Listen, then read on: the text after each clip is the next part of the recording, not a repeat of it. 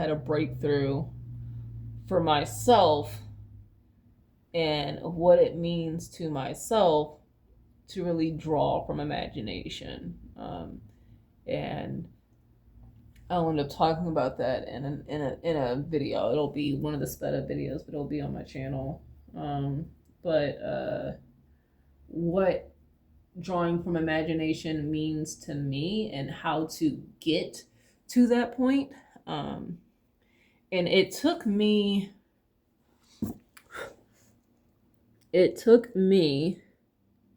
viewing one of Steven Zapata's videos and talking about him and how he was coming up with a piece. And maybe you can probably kind of figure out where I'm going, or figure out what I'll be talking about, or how I feel about drawing from imagination and how to get there. But he was when I say this, but he was talking about how he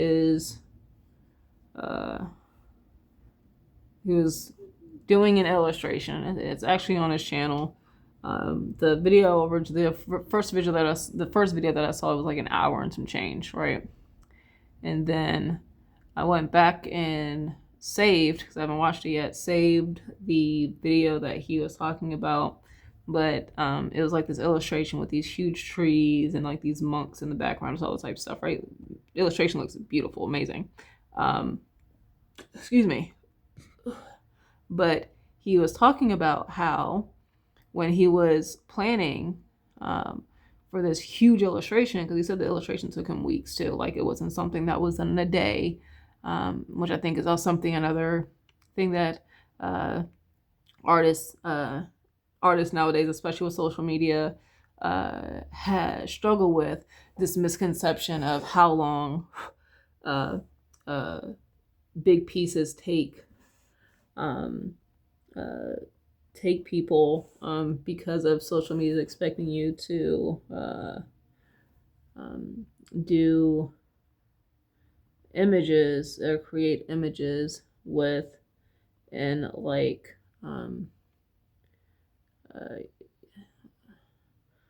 a week or something.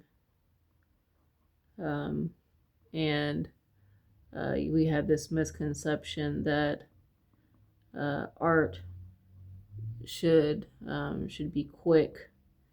I'm not feeling this. And that, you should be able to complete excuse me, a large piece within, a day or something like along those lines. And that's not the case, especially if you're talking about doing large pieces that require that have a lot of detail work in it. And I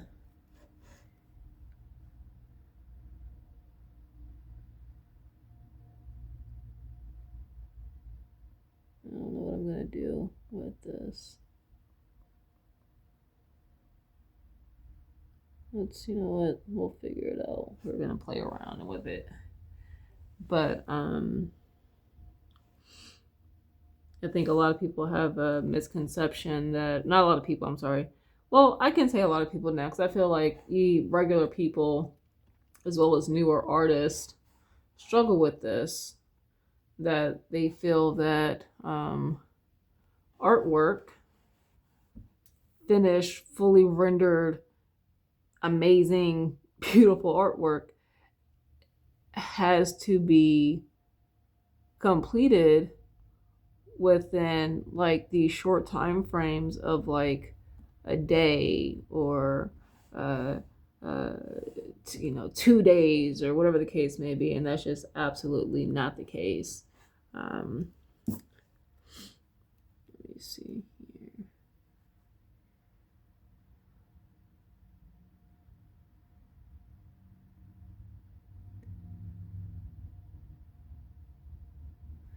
And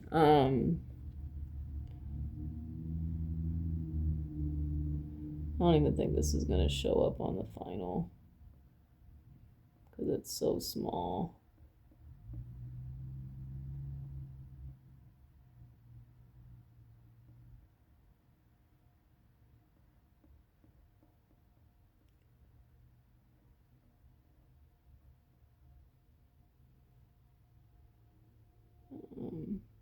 But I'm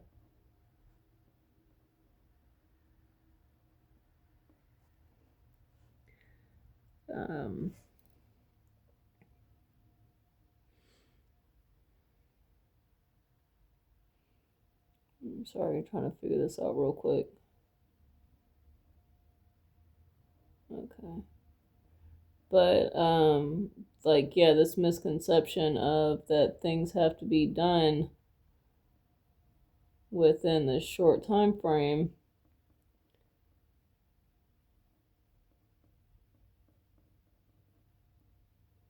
and if not, then shit, messed up there. Ooh, son of a bitch. Yeah, like this work needs to be completed within this short time frame, and that is not how artwork goes. But anyway, going back to what I was saying, so yeah, Stephen Zapata was talking about how he spent weeks trying to solidify, I guess would be the best way for me to say, solidify this concept that he had for this art piece, and the research, aka the gathering of reference, the tons of sketches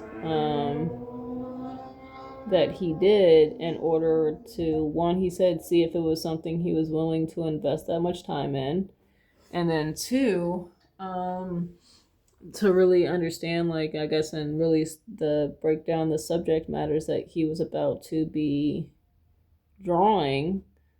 And he was like, did sketches, he took tons of reference, aka like photos, going out in life and taking pictures and stuff like that. And then he would come home, he would do tons of sketches and stuff like that to really understand the subject matters that he was drawing, aka trees, and everything that goes within that, texture and all that goodness.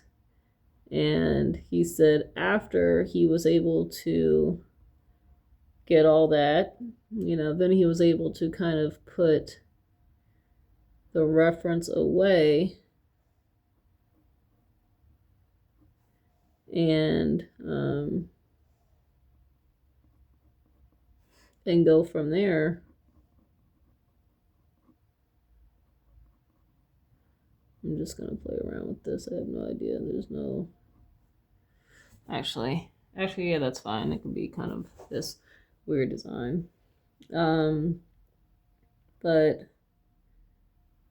the thing that stuck out to me when he said that was because after he was able to kind of pretty much study these subject matters, specifically relating to the trees, because that was the main focus of these illustrations, was these huge, I think, like willow oak trees with faces in them.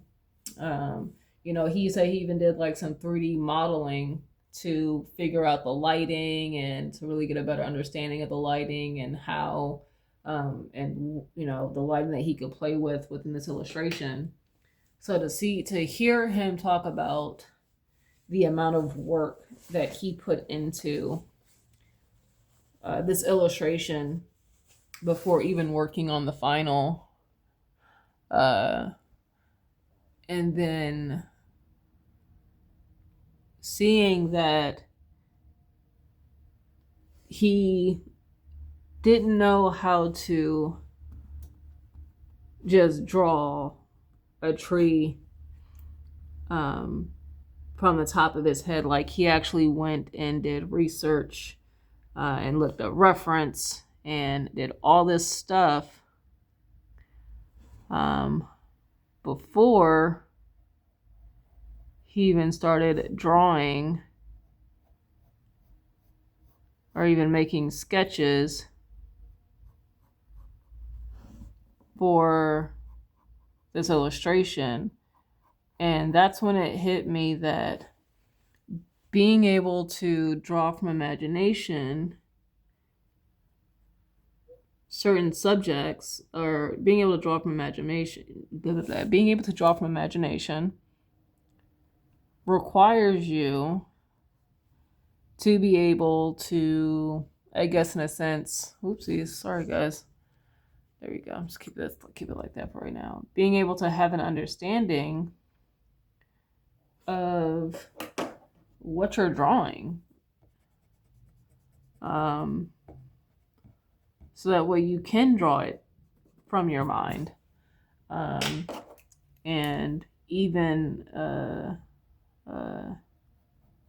combine that knowledge with other things that you have knowledge about to create something entirely new. And I'll give an example. If I told someone to draw I'm trying to think of something that's not common. Where's my animal book? Here we go. I'm going to end up referencing this same animal in my short video. But, where's it at?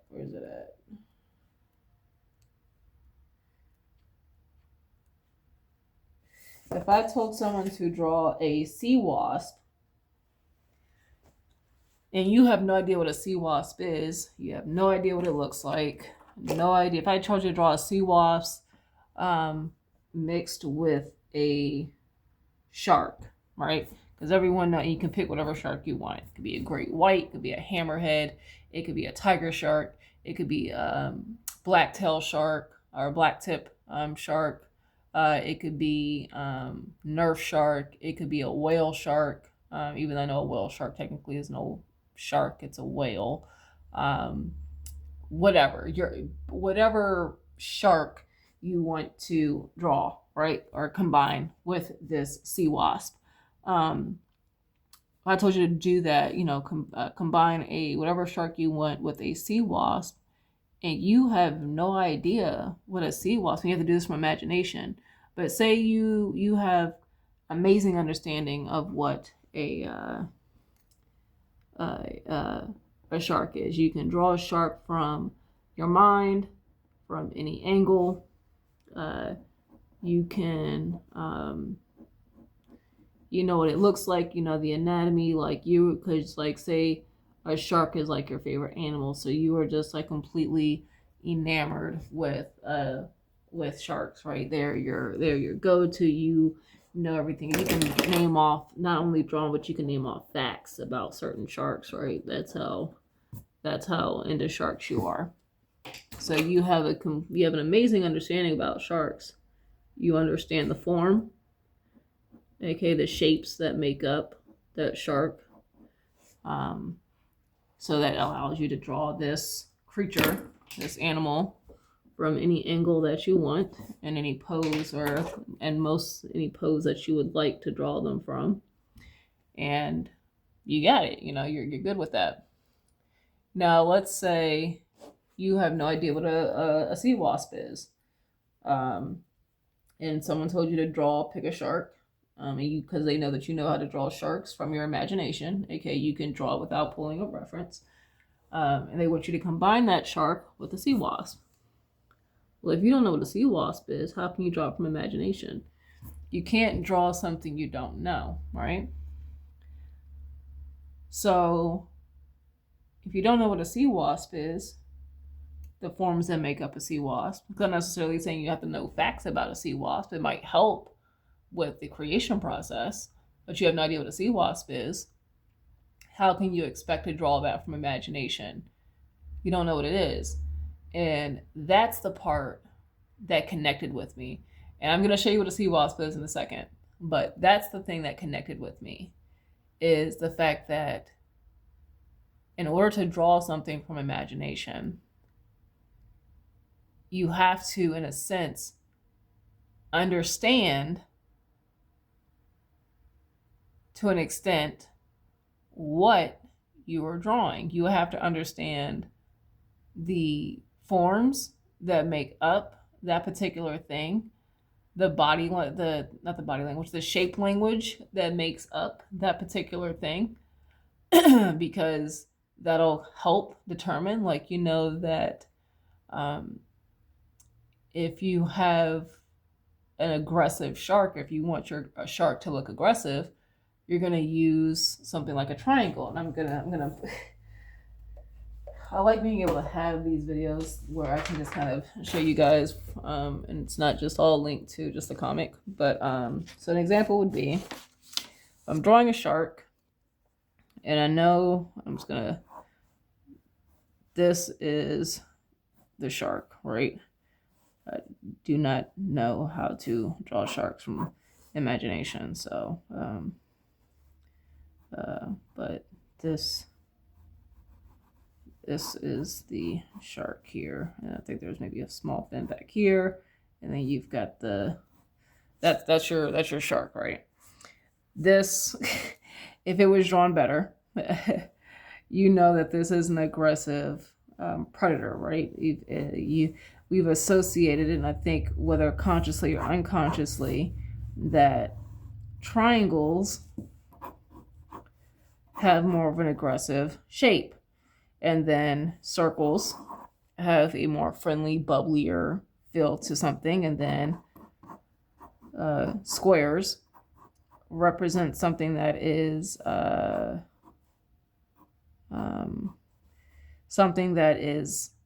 sturdy, right? You know that, like, you'll have like your brute characters, your burly characters, they have this square or rectangle type shape. They seem stable, like they're grounded, right? We associate these triangles shapes with more villainesque characters. If you've ever seen Meet the Robinsons, Boulder Hat Guy has a very I'm not sure how, I forgot how Homeboy looks. I can't remember drawing him from imagination, but Homeboy has like a pointed chin, and then he even has an elongated nose, like a pointed nose. Everything about this says aggressive and dangerous. So that's the shape language, right? So that's how I interpret shape language. So if you're talking about making say I don't want a shark that's aggressive, I want this shark to look more innocent. Well, now we're talking about like a bubblier shark. So maybe this is the shark, right? And then we've got the fin here, and then so this would be more of course, this is like cartoony, but now this is the shark that that I'm looking to draw, right? This shark seems a lot less threatening than this shark, because they're more rounded, they look softer, so they don't look as aggressive. So going back to what I was saying, right? The shape language, but then also the form. And when we're talking about form, we're talking about you know, your cylinders, your spheres, your cones, anything that you can use to pretty much, and then the manipulation of these, because you can have, you know, if you've got I'm trying to think, maybe an elongated cone, then now you've got like a horn, right? So the manipulation of those forms. But these are like your three go-tos. I think I'm missing something else. And your square, Jesus. I don't know how I forgot the cube, but your cube here, right? I was like, I know I'm missing one. So, so these are your basic forms, right? And so if you're looking to, so if I was looking to study like a shark, well, I'm looking to study the basic forms. So what are the basic forms? Well, I have like an elongated, soft edged cone. I've got another cone here, another cone here. This is more like an elongated cylinder. And then, you know, the eyeball, of course, is going to be a sphere. And then this is maybe, this part here is maybe another, well, this part here will be another modified cone, and then this one here will be another modified cone. And so I know that I'm working with these particular shapes. So if I want to rotate this character into perspective, well, if this is the perspective that I'm working with, so like a 2-point perspective here, even though this is completely off of whatever. If this is a cone, I know this is a modified cone. Well, I know this would be like the cone shape area here, and then this would be like this, and then it would have to connect somewhere around here. And then this is like a cylinder back here, so maybe the cylinders are larger, and then it's going smaller in the back, so here, and then maybe here, and then we've got the fin on top, which is like a cylinder. So I know, or another modified cone, so I know it's maybe here, and then it goes like this, something like that, right? I can even lay that in perspective as well. And then we've got the cylinder for the eye, so here, then maybe the cylinder, the other eye is over here somewhere, but maybe there's a slight, well, no, because I don't have a bump going on up here. And then we have the mouth here, so I know the mouth is going to go here, and then maybe right here, right? But I know it's wrapping around. So understanding this form, understanding this is helping me to be able to draw this. And then we know we got this cylinder, this cone here. So I'm going to go here. Now this is a cone from the side. So we're going to go here. And then I know that it's going to do its thing here. And I know there's a form here. So that's when that's when rendering comes into effect to help me shape out that form more and give you an idea of how the form is turning. But then we have this, right? So we've got that, and then we can get more into, you know, back here where we've got the other small cylinder here and then stuff like that. So being able to break down a larger subject into smaller forms helps you be able to literally draw this from imagination. So if I turn this over, right? No studying. Mind you, I don't know the anatomy of the shark, but I know for one thing that the head, if I'm doing a side view, is a cone. The body is a cylinder. And then the top is here. And then you have another one here. And then you have an eye here. And then the mouth is somewhere there. I at least know enough of this, even though I know it's not the whole body, but I at least know here. This is what I'm looking at to draw this shark from imagination, even though it's not the greatest, and I haven't studied it, right? So the more you study and the more you practice, the easier it is for you to be able to pull that knowledge again from your mind without having to pull up a reference. So once again, if I want to draw this from imagination, instead I'm going to draw from the back view.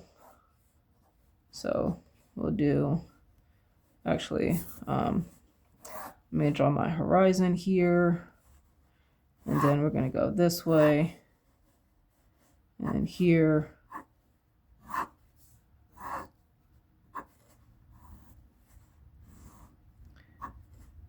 But say this is the box, right?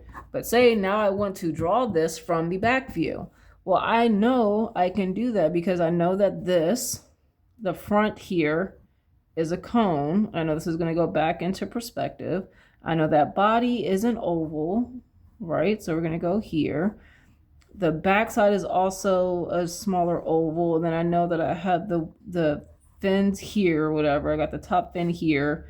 I've got the side fin here. You might see a little bit of the other fin on the other side. And I've got that back fin here. The eye is somewhere over here. The mouth is here. I've drawn it from the back view now. Once again, being able to understand these basic forms, I might just clip this video and post this on YouTube, but being able to understand these basic forms and being able to break whatever huge subject you have into smaller forms in ways that you understand. Don't do it based on what everybody else is doing. Do it based on how you understand it. And constantly practicing drawing this creature or whatever, this subject matter from different angles using reference and breaking down those references in basic forms will help you be able to draw from imagination that thing from different angles. And that's what was a huge fact. That helped me understand what, one, really drawing from imagination is, and then two, form from imagination is talking about form, and I'm assuming it's breaking things down into form from imagination and then being able to render those forms without having to use reference. I have a book that already teaches how to render forms. And that book is How to Render by Scott Robinson, Thomas Bertling. So this is a sea wasp. This is a sea wasp. It's probably not what you were expecting if you don't really look into if you don't really look into aquatic life. This is a sea wasp. And compared to the size of a child, this is how big they are. They are actually pretty large. Because I'm assuming this is like a 7-year-old kid. It's literally almost the size of a 7-year-old child. I'm assuming is the 7 is the scale that they're using. So that lets you know how big a sea wasp is. So once you take this form of a sea wasp and you can play with it, then once you really understand it and break it down, then you can understand how, or you can play with manipulating the sea wasp into the shark. So yeah, but going all of this to say that I have a book that if I take the time to really break down the things in it and create my own exercises on top of doing the exercises that are within the book and the illustrations that are within the book. If I take the time to do that, I will learn how to draw from imagination and learning how to draw form from imagination.